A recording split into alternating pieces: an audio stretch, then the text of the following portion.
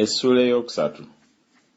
Awo Musa yali ng'alunda ekisibo kya Yesero mukodomi we kabona w'e Midiyaani, n'atwala ekisibo ennyuma w'eddungu n'atuuka ku lusozi lwa Katonda Kolebu. Malayika wa Mukama n'amulabikira mu lulimi lw'omuliro okuva wakati w'ekisaka, n'atunuulira, laba ekisaka ekyo ne kyaka omuliro, ekisaka ne kitasiriira. Musa n'ayogera nti, kanneekoolobye kaakati ndabe ekigambo kino ekikulu, ekisaka kye kivudde kirema okusiriira.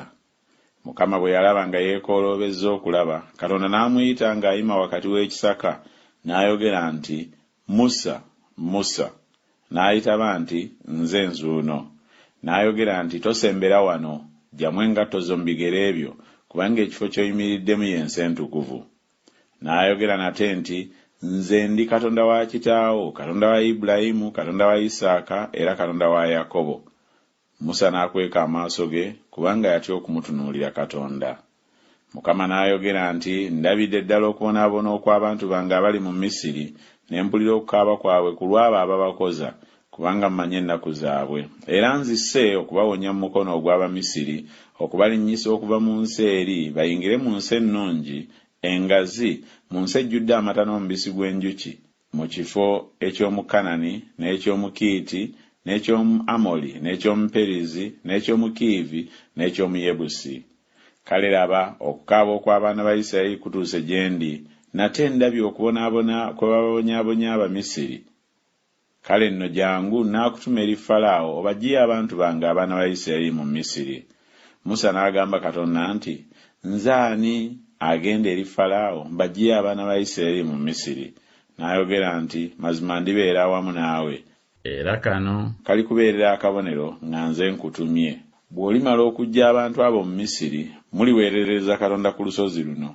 Musa n'agamba Katonda nti, laba, bwe ndigenda nze eri abaana ba Isirayiri ne mbagamba nti Katonda wa bajjajja bammwe yantumye eri mmwe, nabo balyogera nti erinnya lye y'ani, ndibagamba ntya?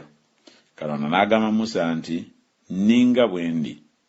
N'ayogera nti, bw'otyo bw'olibagamba abaana ba Isirayiri nti, ndi yantumye eri mmwe. Katonda n'agamba nate Musa nti, bw'otyo bw'olibagamba abaana ba Isirayiri nti, Mukama Katonda wa bajjajja bammwe, Katonda wa Ibulayimu, Katonda wa Isaaka, era Katonda wa Yakobo, yantumye eri mmwe. Eryo lye linnya lyange ebiro ebitaggwaawo, n'ekyo kye kijjukizo kyange emirembe gyonna. Genda okuŋŋaanya abakadde ba Isirayiri awamu, obagambe nti Mukama Katonda wa bajjajja bammwe, Katonda wa Ibulayimu, owa Isaaka, era owa Yakobo, yandabikidde ng'ayogera nti, mbajjiridde ddala, ndabye bye mukolebwa mu Misiri, ne njogera nti, ndibalinnyisa okubaggya mu kibonoobono ky'e Misiri, okuyingira mu nsi ey'Omukanani, n'Omukiiti, n'Omwamoli, n'Omuperizi, n'Omukiivi, n'Omuyebusi, mu nsi ejjudde amata n'omubisi gw'enjuki. Balikuulira eddoboozi lyo. Olijja gwe n'abakadde ba Isirayiri eri kabaka w'e Misiri, mulimugamba nti, Mukama Katonda w'Abebbulaniya yatujjira, kale nno tulayigire tukwegayiridde, tugende olugendo olw'ennaku 3 mu ddungu, tuweeyo ssaddaaka eri Mukama Katonda waffe.